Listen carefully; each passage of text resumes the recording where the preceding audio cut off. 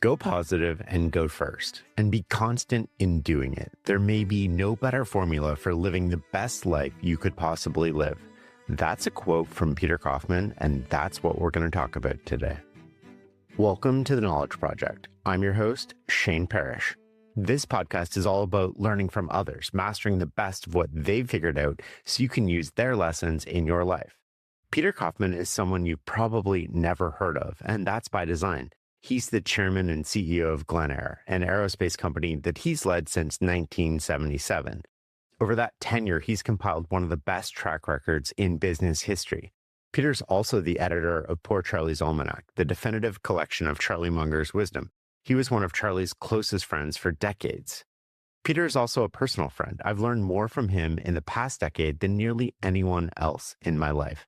Despite all of his wisdom, Peter rarely gives public talks or interviews. He prefers it that way. One of his favorite sayings is that the whale that surfaces gets harpooned. In 2018, he made an exception. He gave a speech that was never supposed to be recorded. But Peter believed the message was too important to keep private. As he put it, it was critical for anyone interested in living a full, meaningful life with minimal regret. So he allowed that talk to be transcribed. And I'm so glad he did, because what he shared that day might be one of the most valuable frameworks for living I've ever encountered. We're going to talk about some of the lessons from that talk today, using a lot of Peter's ideas and thinking. The complete transcript and audio are reproduced at fs.blog with the written permission of Peter, so you can find a link in the description for this episode or just Google the multidisciplinary approach to thinking. Let's dive in. Peter opens his talk by asking why multidisciplinary thinking is important.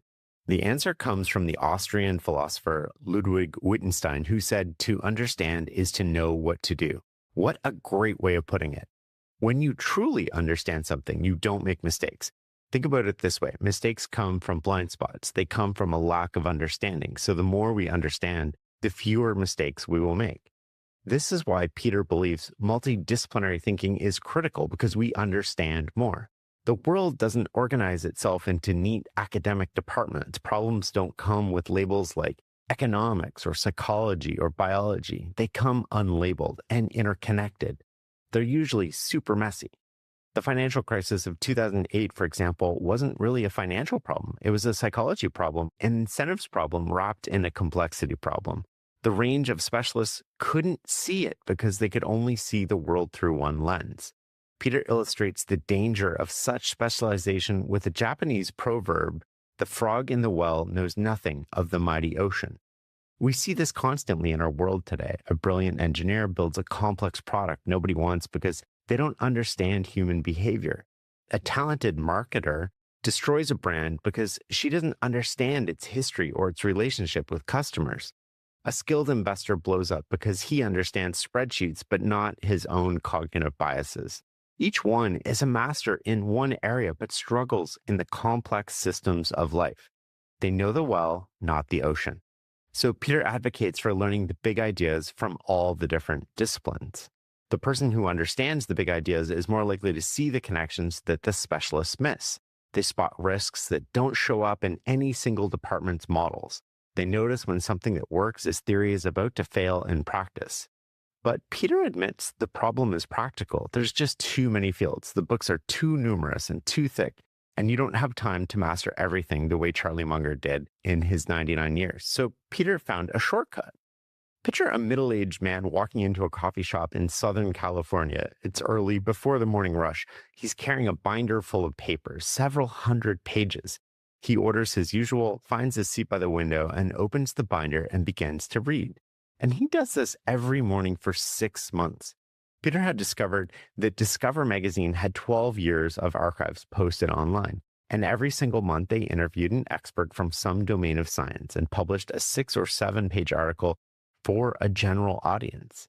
These weren't dumbed down summaries. They were the experts of their field, the cream of the crop, bringing their A game, using their best stories and their clearest language to communicate the most important ideas in their work. So Peter printed all of them. Then he read them in what he calls index fund style, which means he read them all. He didn't pick and choose, just one after another, every single day for 6 straight months. This is the universe, he said, and I'm going to own the whole universe. And if he had been left to his own preferences, he admits he probably only would have read a few of them. A few would have piqued his interest. He never would have voluntarily read 6 pages on nanoparticles. But after he had completed his reading, that's exactly where he found some of his best ideas. Over those 6 months, reading across unfamiliar domains, Peter started to recognize something in each seemingly unrelated article. That's exactly how it works over here in biology. That's exactly how this works over here in human nature. These discovery articles are super hard to find today, and this is one of the reasons that I actually created the Great Mental Models series, was to help people learn and apply the big ideas from physics, chemistry, math, economics, and more. And you have to know them all, because if you pick and choose, you're going to miss the parabolic ideas that nobody sees. Reading broadly showed him the biggest ideas were hiding in arcane places nobody else was looking. It's why index fund reading beats selective reading, because it allows you to capture the information that most people miss. But being multidisciplinary created a new problem. How do you know which ideas are actually true? And Peter came up with a clever solution to this problem that drew on statistics. As he put it, a statistician's best friend is a large relevant sample size. And why? Because a principle derived from a large relevant sample size can't be wrong. The only way it could be wrong is if the sample size is too small or the sample itself is not relevant. So Peter tested every important idea against what he calls his 3 buckets, the 3 largest relevant sample sizes he could think of. Bucket number 1 was 13.7 billion years of the inorganic universe. This is physics, geology, chemistry, everything that isn't alive. And this was the largest sample size in existence. And bucket number 2 is 3.5 billion years of biology on Earth. As a biological creature, this is directly relevant to us. And bucket number 3 is sort of the 20,000 years or so of recorded human history. This is the most relevant of all. It's our stories, our species, our nature. When a principle shows up consistently across all 3 buckets, when it's true in physics and true in biology and true throughout human history, you can trust it completely. As Peter says, you see these things lined up like 3 bars on a slot machine, and boy, do you hit the jackpot. Peter tested his new framework with an ambitious question. Is there a simple 2-word description that accurately describes how everything in the world works? And Peter says yes. And he proves it by checking it across all 3 of his buckets. So let's start with physics. Newton's third law states that for every action, there's an equal and opposite reaction. If you push down on a table, the table pushes back with equal force. If you push twice as hard, the table will push back twice as hard. This has been true for billions of years. So what's the pattern? Reciprocation. But not just any reciprocation, perfectly mirrored reciprocation. Now we turn to biology. And Peter references Mark Twain's observation that a man who picks up a cat by its tail will learn a lesson that he can learn in no other way. And I don't recommend doing this. Please just imagine it in your head. But if you pick up a cat by its tail, it will undeniably scratch you.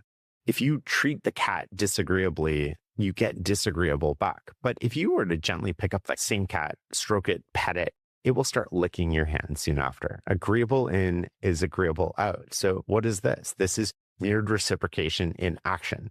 And next we can turn to the third bucket. And Peter observes that your entire life, every interaction you've ever had with another being is merely mirrored reciprocation. And I know you're probably thinking it can't be this simple. And Peter sort of anticipates this objection. So he tells the audience, it is this simple. It doesn't mean it's not sophisticated. This is a very sophisticated model we just derived, isn't it? We looked into the 3 largest sample sizes that exist, the 3 most relevant, and they all said exactly the same thing. Do you think we can bank on that? Well, 100% we can bank on that. Simple does not mean simplistic. A principle verified across 13.7 billion years of evidence is as solid as knowledge as we can get. And Peter uses what he calls the elevator example to illustrate mirrored reciprocation.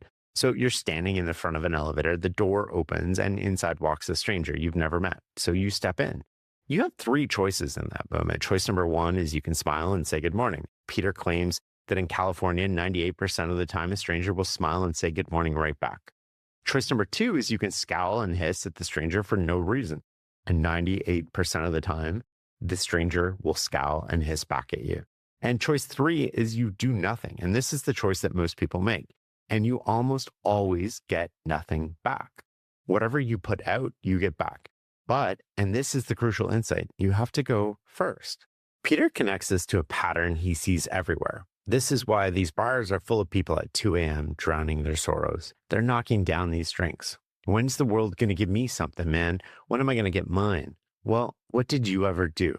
Did you get up in the morning and smile at the world? No. You either did nothing or you scowled and hissed at the world, and you're getting back exactly what you would expect to get back if you understood how the world really works.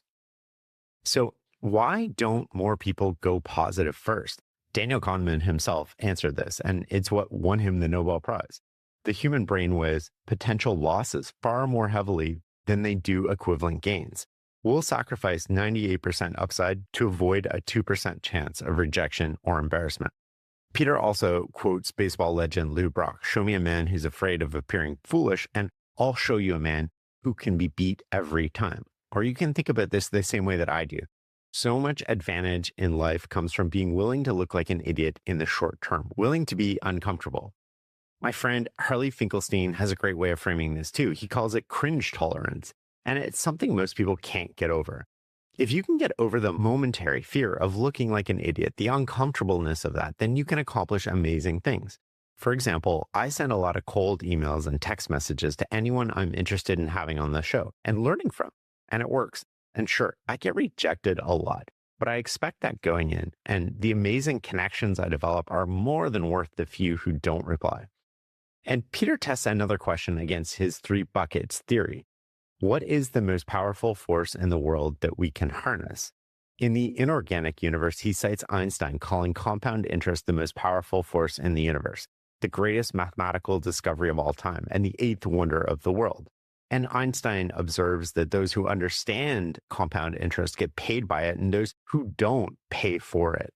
Peter's working definition of compound interest is dogged, incremental, constant progress over a long period of time. So check bucket 2. What about biology? Well, what's the most powerful force in the 3.5 billion years of life? Evolution. And how does it work? Dogged, incremental, constant progress over a very long time frame.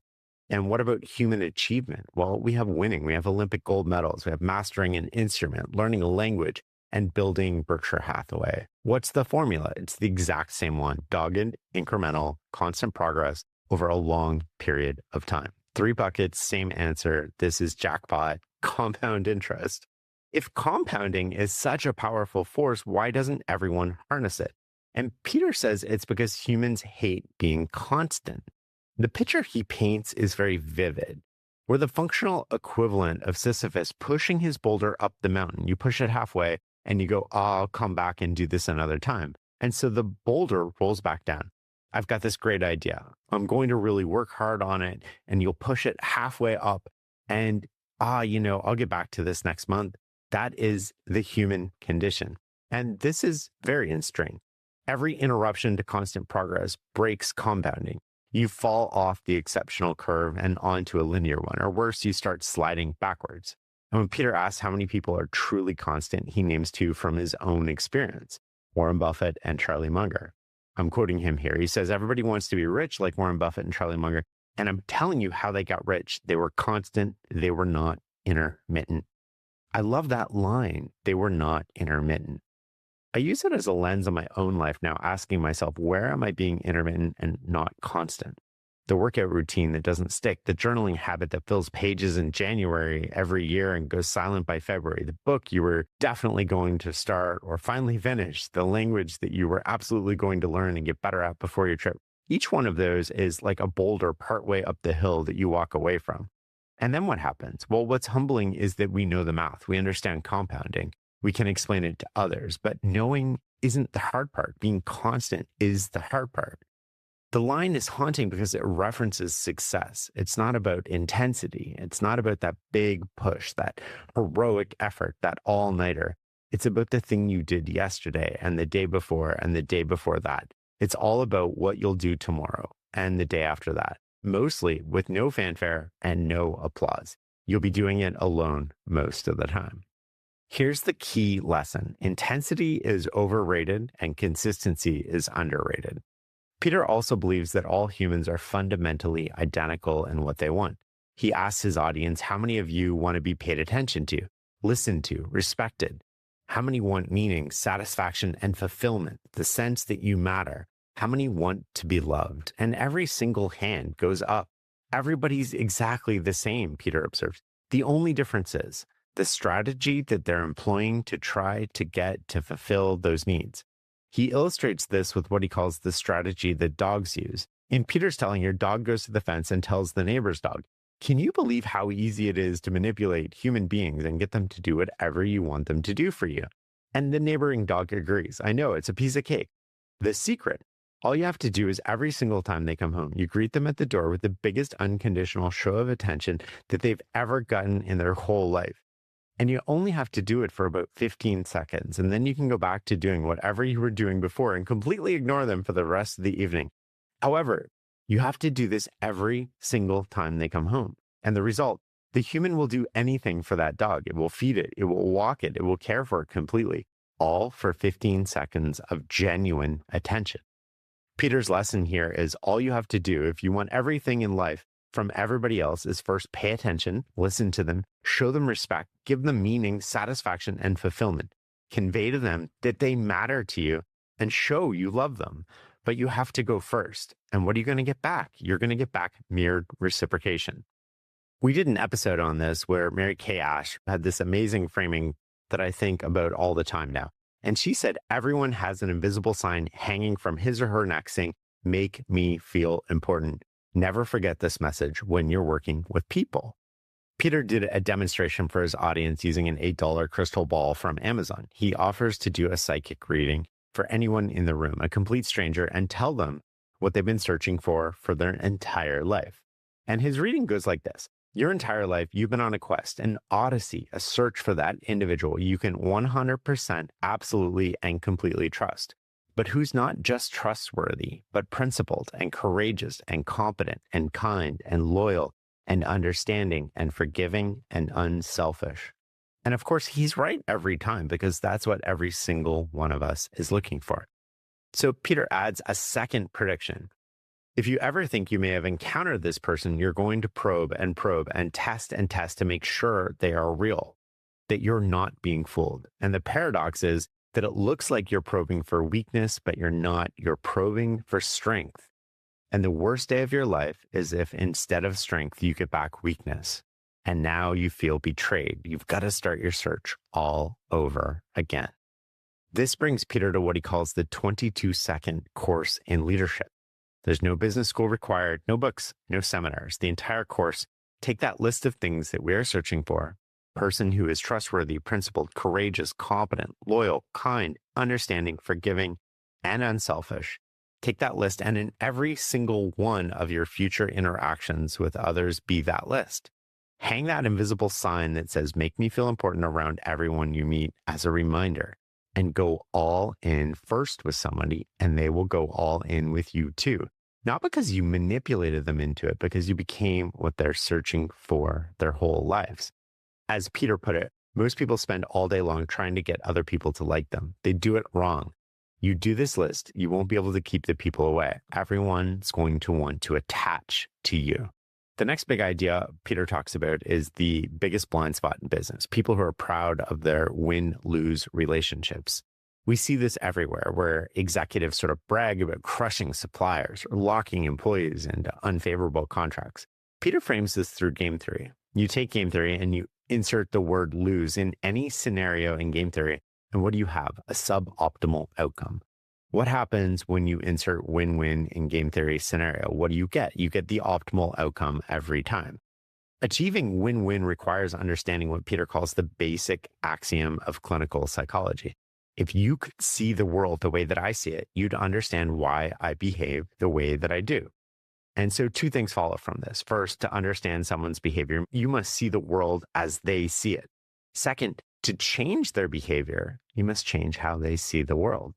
Peter gives a business example. Most employees see the world as employees, but what if you could shift their perspective to that of an owner? Do you think that's going to change how they behave? It totally changes how they behave. Employees don't care about waste. Owners care about waste. Employees don't self-police our place. Owners do. But if you want to listen to a case study on this example, check out the Outliers episode with Les Schwab. He built a multi-billion-dollar business selling tires by treating his employees like owners. His businesses outcompeted every competitor simply because his employees cared more. Peter has a formula for ensuring you have zero blind spots. He says, the secret to leadership is to see through the eyes of all 6 important counterparty groups and make sure that everything you do is structured in such a way to be win-win with them. So here are the 6: your customers, your suppliers, your employees, your owners, your regulators, and the communities you operate in.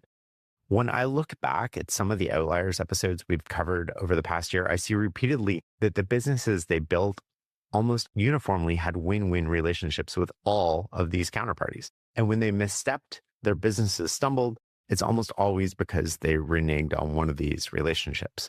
So if you master these, Peter argues, how many blind spots are you going to have? 0. How many mistakes are you going to make? 0. The next point Peter makes is about simplicity. Most people assume complexity is a signal for sophistication. And Peter argues that Albert Einstein disagreed. According to Peter, Einstein listed 5 ascending orders of cognitive prowess. At the bottom, the lowest level was smart, and then came intelligent. That was the second lowest level. And then you had brilliant, and then genius.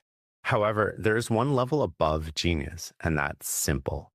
Why does simple beat genius? And Peter gives an empathetic answer, because you can understand it. He contrasts a book by Spinoza on ethics, undeniably written by a genuine genius, but it's largely incomprehensible to 99% of us. He compares that with the principles he had just outlined to his audience in less than 30 minutes. Mirrored reciprocation, go positive and go first, dogged, incremental, constant progress. Everyone understands every word of his talk. Hardly anyone understands Spinoza. These ideas are simple enough to understand immediately and practical enough to apply today and every day. And that's not a weakness. That's the highest form of thinking. Peter grounds all of this in a stark reality. You have one lifetime. It's finite and it matters. And when something is both finite and important, opportunity cost must govern your decisions. Choosing option A means not choosing option B, C, D, or E. You have to pick carefully. So how do you want to spend your life? Peter's observation, most people spend it fighting with everybody around them. He's just explained how to avoid that. And in exchange, you get a celebratory life instead of an antagonistic fighting one. He cites an African proverb, if you want to go quickly, go alone. If you want to go far, go together. So his advice, live your life to go far together. Don't live it to go quickly alone.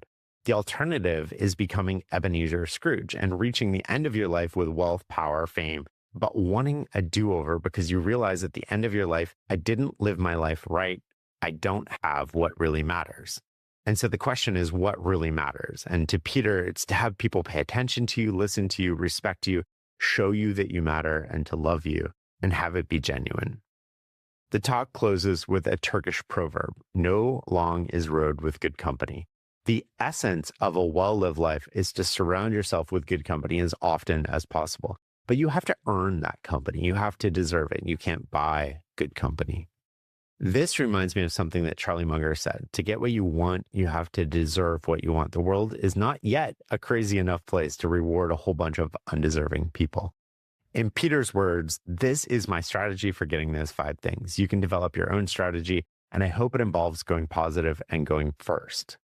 Go positive, go first, and be constant in doing it. There may be no better formula for living the best life you could possibly live. Thanks for listening. I'll see you next week.